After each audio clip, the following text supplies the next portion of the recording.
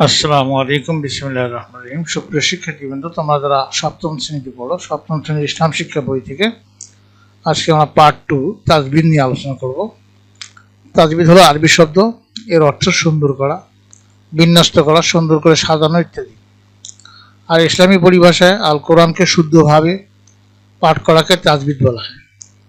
কোরআন মাজিদ পড়ার বেশ কিছু নিয়মকানুন রয়েছে, যেমন মাখরাজ, সিফাত, মাদ, ওয়াকফ, গুন্না ইত্যাদির নিয়ম সম্পর্কে অবগত হওয়া।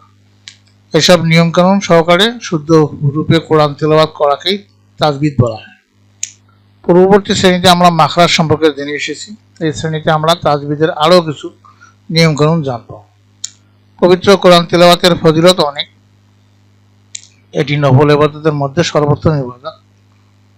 কোরআন তিলাওয়াতের ফজিলত প্রসঙ্গে রাসূলুল্লাহ সাল্লাল্লাহু আলাইহি ওয়াসাল্লাম বলেছেন, বিসমিল্লাহির রহমানির রহিম, মান কারাআ হারফাম মিন কিতাবিল্লাহি ফালাহু বিহি হাসানাতু ওয়াল হাসানাতু বিআশরি আমসালিহা।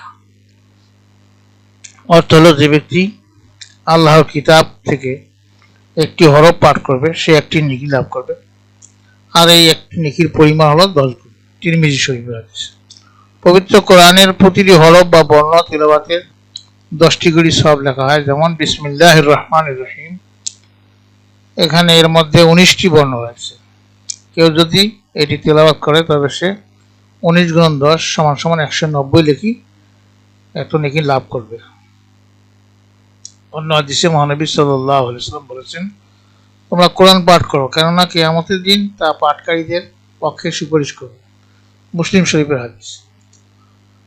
কোরআন মাজিদ শুদ্ধ সুন্দরভাবে তেলাওয়াতের মাধ্যমে তেলাওয়াতের এসব ফজিলত লাভ করা যায়। এজন্য তাজবিদ অনুযায়ী কোরআন তেলাওয়াত করা আবশ্যক বা অত্যাবশ্যক। তাজবিদ সহকারে কোরআন পড়া আল্লাহ তাআলার নির্দেশ। তিনি বলেছেন, ওয়ারাত্তিলিল কুরআনা তারতিলা। যার অর্থ হলো যে আপনি কোরআন তেলাওয়াত করুন ধীরে ধীরে, সুষ্ঠুভাবে। সূরা আল মুজাম্মিল আয়াত হলো 4।